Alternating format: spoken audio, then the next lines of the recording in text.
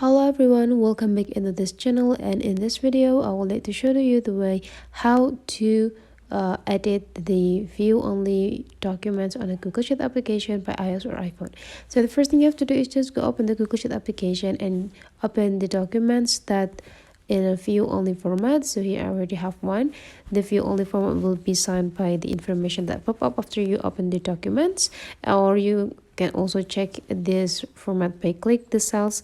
And if you can see that in the bottom side here there is no pencil symbols, means that you will not be able to edit this document because you are in view only. You can check in this three small dot and there will be like view only informations right below of the title of the documents. So here, since this documents is in view only, so you cannot be able to edit any cells or any informations of it.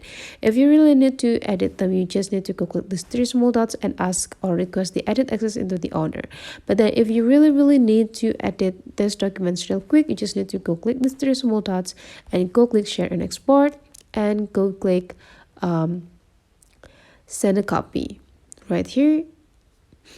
My bad. So you just need to go click this make a copy and then wait until the application creating the copy of the documents for you.